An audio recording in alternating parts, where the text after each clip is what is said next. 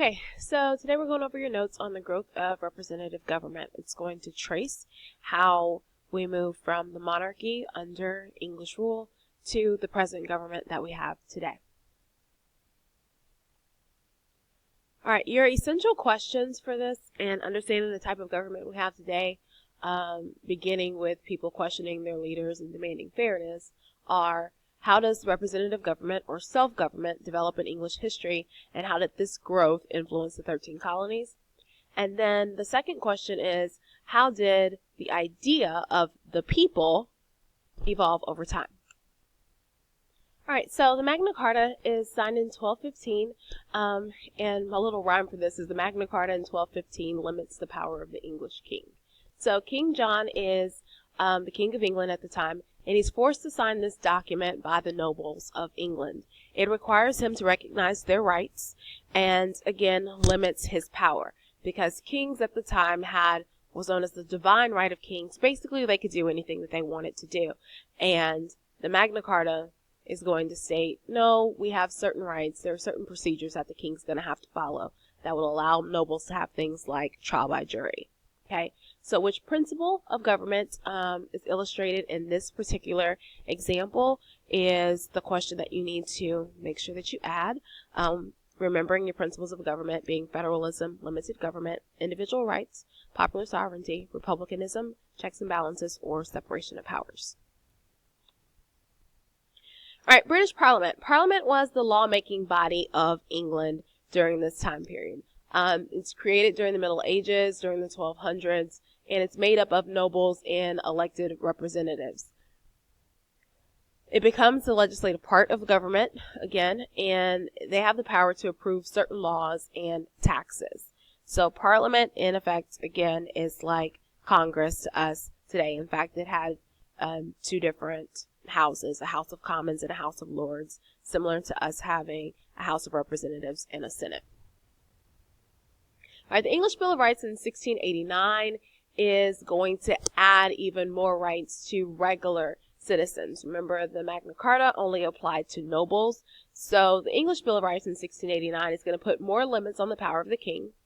Okay, no new taxes without the consent of Parliament. It identifies more rights of the people, again expanding those rights to those who are outside of noble status. Okay. It also gives powers, again, to Parliament. William and Mary in March of 1689 were invited to become joint sovereigns of England, and this meant that they had to share the power with Parliament. So they weren't all powerful, having that divine right of kings that we just discussed. Okay, so which principle of government is illustrated in this example? Again, principles: federalism, republicanism, limited government, individual rights, popular sovereignty, checks and balances, or separation of powers. All right. Being that you're doing this online, you're not going to work with a partner for this, but list what you see kind of going on in this picture, and we'll go over it a little bit in class to make sure that you have a good understanding of what's going on. So what are the people doing? Where could they possibly be? And what do you think could be happening? All right, the Virginia House of Burgesses in 1619 is going to be the first elected representative government in the colonies. The House of Burgesses is going to create laws and taxes for the colony. So again, which principle of government is illustrated in this particular example? All right, the Mayflower Compact in 1620 is the first government document in the colonies. The colonists are going to agree to choose leaders and for them to all follow the laws that they are going to create, basically agreeing to majority rule. Whatever the majority of individuals say is going to go is what they're going to end up doing. Okay?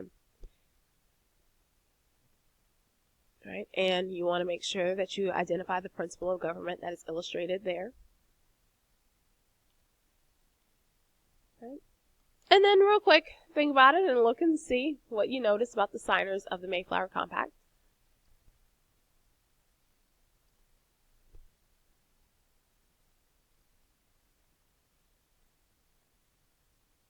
All right, the Fundamental Orders of Connecticut are established in 1639, It is the first written constitution in the colonies.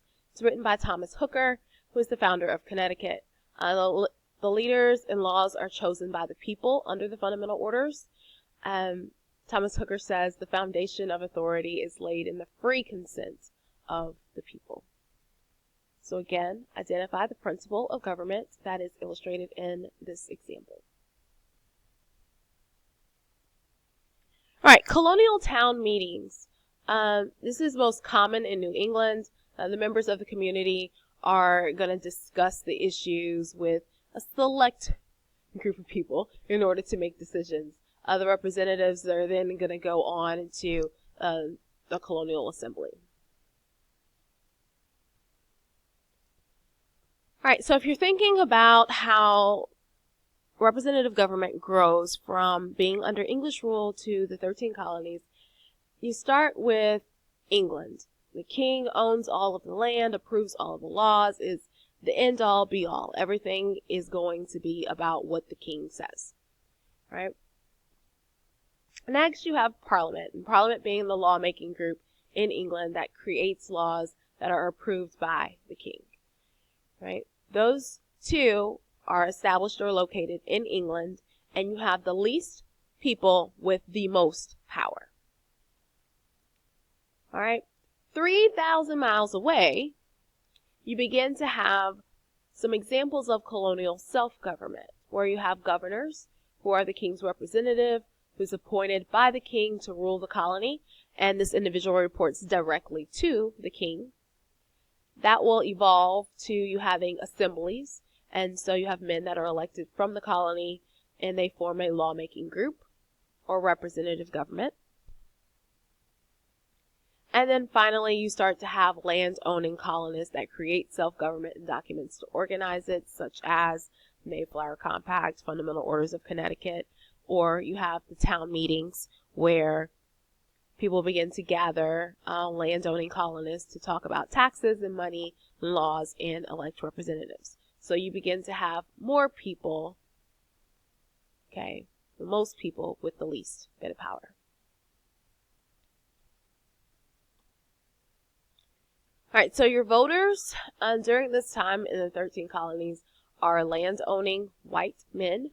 Your non-voters are women, your African slaves, those who don't own land like artisans, workers, and indentured servants. All right, so again, go back and make sure you look at the questions that are asked about the principle of government that is reflected in each one of these, and we will discuss them in class.